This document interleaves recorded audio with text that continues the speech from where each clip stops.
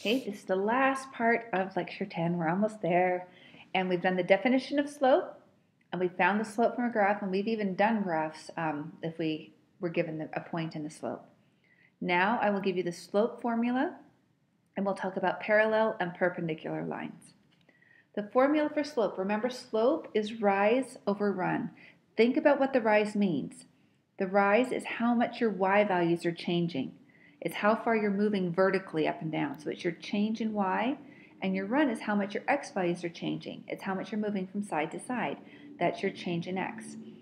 Okay, another way to think of that is delta y over delta x. Now some of you have seen this if you've ever had an econ course or if you are in an MBA program or anything. Delta is just a colloquial term for change. People in a business setting will quite often say, well, what's the delta? Meaning, how much does it change things?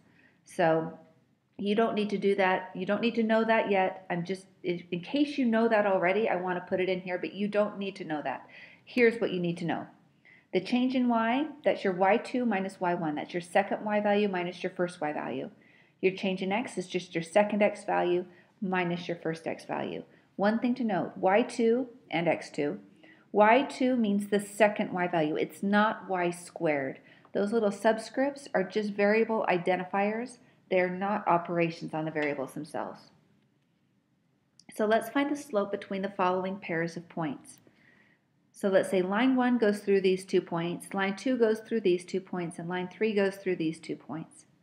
So for line 1, we're just going to use the formula. I'm going to say, okay, my slope is equal to my second y value. Well, my second point is 3, 0, so my second y value is 0, minus my first y value, which is 4, and then my second x minus my first x. So I'd have 0 minus 4 over 3 minus 0. Now I know there's 2 zeros in that problem, so look at it and make sure that you're not confused about which 0 goes where. You're taking y minus y over x minus x. Just think of it going backwards. You're taking the second y minus the first y. And then on the bottom of the fraction, the second x minus the first x. Then when I simplify, I get negative 4 over 3, which you could leave it as negative 4 over 3, but it's the same as negative 4/3. Either way is fine. Okay, for line 2, try to do line 2 and line 3 all on your own. Okay, for line 2, I'd have y minus y. My second y is negative 1, minus my first y is negative 3, so it's negative 1 minus a negative 3. Be careful on plugging in those negatives. And so the difference of the y's goes on the top. The difference on the x's goes on the bottom, x minus x.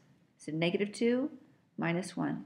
Simplifying, we get negative 1 plus 3 on the top, which would give me 2. Negative 2 minus 1 on the bottom, which would give me 3.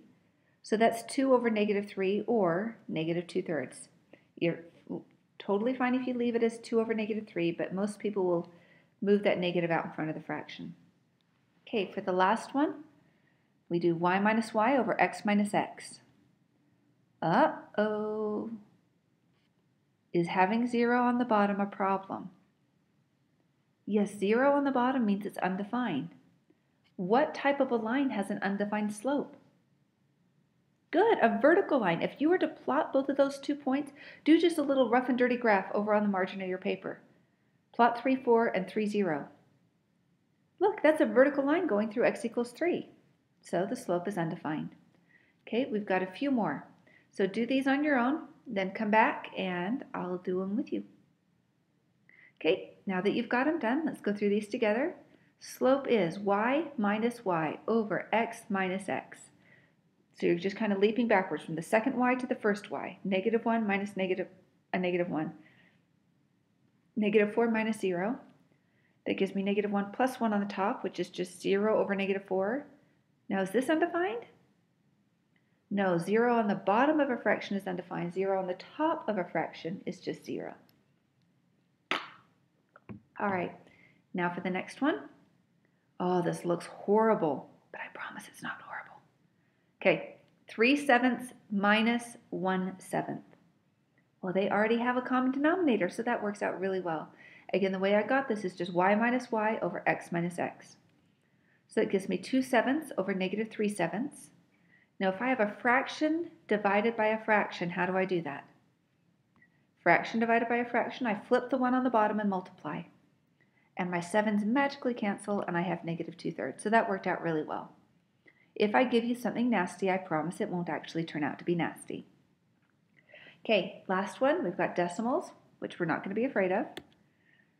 So we have 11.7 minus 5.7, and 6.2 minus 2.2 is 6/4, which simplifies to 3/2. And this is probably a good point to bring up.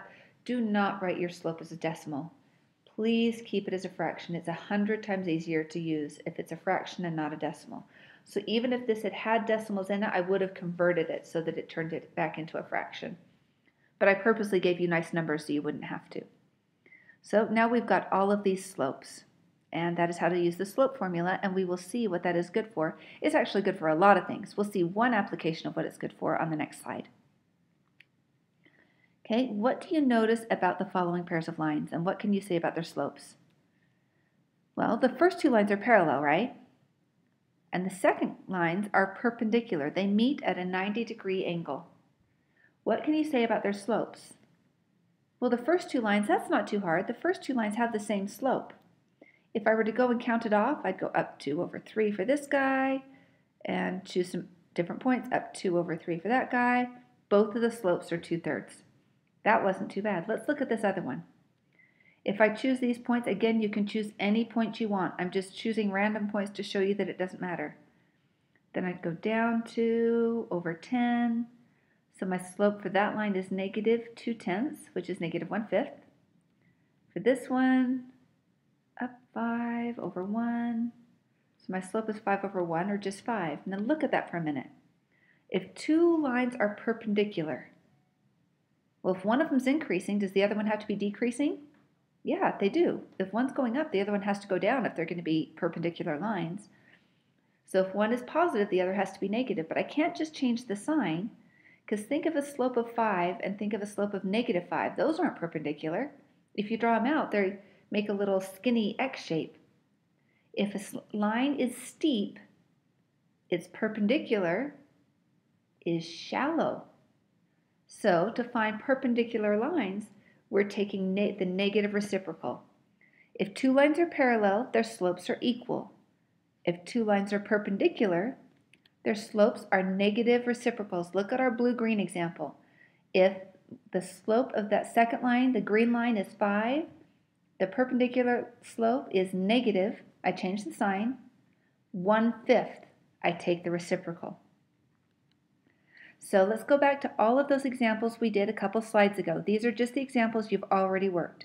Line 1, 2, 3, 4, 5, and 6. And that's the reason I labeled them to begin with, is so we could use them here.